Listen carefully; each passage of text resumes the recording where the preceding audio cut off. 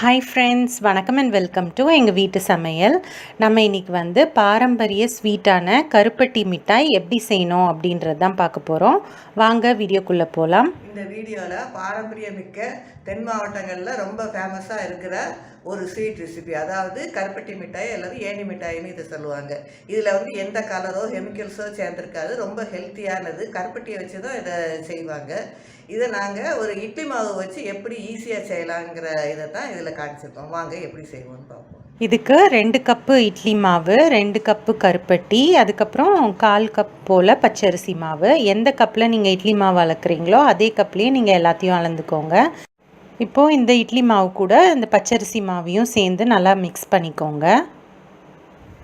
இந்த இட்லி மாவு வந்து ஒரு நாள் முன்னாடி ஆட்டி அந்த ஒரே ஒரு நாள் மட்டும் புளிக்க வச்சதாக இருக்கணும். ரொம்ப புளிக்கக்கூடாது. அதே மாதிரி உங்களுக்கு வந்து மாவு நல்லா கட்டியாக இட்லி மாவு பதத்துக்கு இருக்கணும்.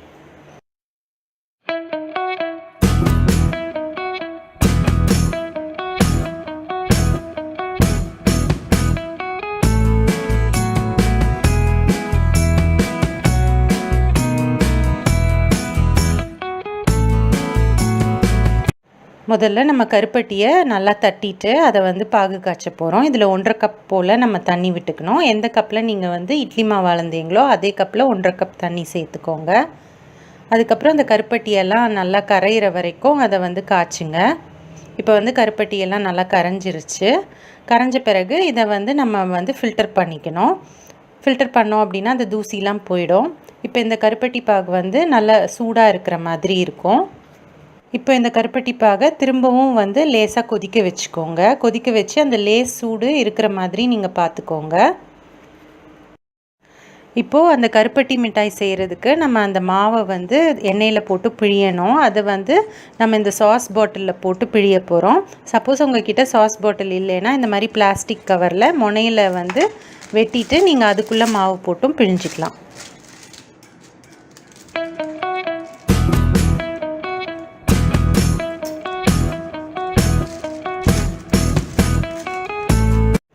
நம்ம வச்சுருக்க அந்த இட்லி மாவும் பச்சரிசி மாவும் கலந்த கலவையை வந்து நம்ம இந்த சாஸ் பாட்டிலுக்குள்ளே விட்டுக்கலாம்.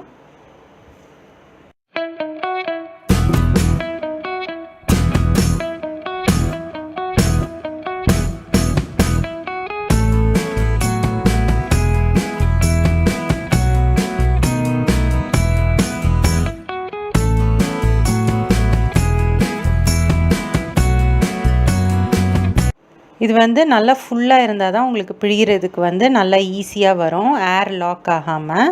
நம்ம இப்போ ஃபுல்லாக ஃபில் பண்ணி வச்சுக்கிட்டோம். இப்போ கடாயில் வந்து எண்ணெய் சூடானோன்னே அதை சிம்மில் வச்சுட்டு இந்த மாதிரி பிழிய ஆரம்பிச்சுக்கோங்க. நம்ம சாஸ் பாட்டிலில் வச்சு இந்த மாதிரி வளைச்சி சுற்றிக்கிட்டே வந்தோன்னா உங்களுக்கு ஈஸியாக வந்துடும்.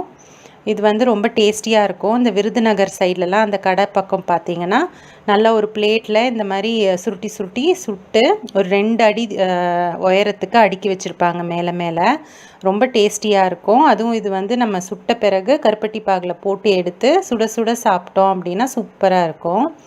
இப்போ வந்து ஒரு சைடு வந்து நல்லா உங்களுக்கு நல்லா கிறிஸ்பியானோன்னே இன்னொரு சைடு போட்டுக்கோங்க. இது வந்து அந்த வடைலாம் சுட்டு எடுக்கிற கம்பி மூலமாக நீங்கள் திருப்பினீங்கன்னா உங்களுக்கு ஈஸியாக இருக்கும். இப்போ வந்து நம்ம கருப்பட்டி பாகு வந்து இளம் சூட்டில் இருக்கிற மாதிரி நம்ம மெயின்டைன் பண்ணிக்கணும். இப்போ வந்து இது நல்லா ரோஸ்ட் ஆன பிறகு நல்லா கிறிஸ்பியான பிறகு எடுத்து கருப்பட்டி பாகில் ஒரு சைடு வந்து முக்கிக்கோங்க. இந்த மாதிரி ஒரு 2 நிமிஷம் இருந்த பிறகு திரும்ப இன்னொரு சைடும் நீங்கள் வந்து போட்டுக்கோங்க. ரொம்ப நேரம் கருப்பட்டி பாகுலேயே அப்படியே வச்சுருந்தீங்கன்னா அது சொதன்னு ஆகிடும். இது போட்டோன்னே அந்த கருப்பட்டி பாகுலாம் நல்லா சீக்கிரம் உறிஞ்சிரும். அதனால் கொஞ்சம் நேரம் 2 சைடும் இருந்தாலே போதும். இப்போ இந்த மாதிரி போட்டுட்டு நீங்கள் இந்த கம்பி வச்சு எடுத்து தனியாக பிளேட்டில் வச்சிடலாம். பாருங்கள், நம்மளோட கருப்பட்டி மிட்டாய் இல்லைன்னா ஏணி மிட்டாய். இதை வந்து பிச்சு பார்த்தீங்கன்னா அப்படி ஏணி மாதிரி மேலே ஏறிட்டே இருக்கும். அதனால் இதுக்கு பேர் ஏணி மிட்டாய் அப்படின்னும் சொல்லுவாங்க.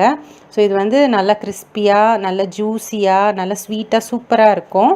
சுட சாப்பிடும்போது அதோட டேஸ்ட்டே வேறு லெவலில் இருக்கும். ஸோ கண்டிப்பாக நீங்களும் ட்ரை பண்ணுங்கள். ட்ரை பண்ணிவிட்டு உங்களோட ஃபீட்பேக்கை எங்களுக்கு கமெண்ட்ஸில் ஷேர் பண்ணுங்கள். இந்த வீடியோ உங்களுக்கு பிடிச்சிருந்ததுன்னா லைக் பண்ணுங்கள், ஷேர் பண்ணுங்கள், சப்ஸ்கிரைப் பண்ணுங்கள். மறக்காமல் பெல் பட்டனையும் டேப் பண்ணுங்கள். அப்போ தான் எங்களோட ரெகுலர் அப்டேட்ஸ் உங்களுக்கு வந்து சேரும். தேங்க்யூ.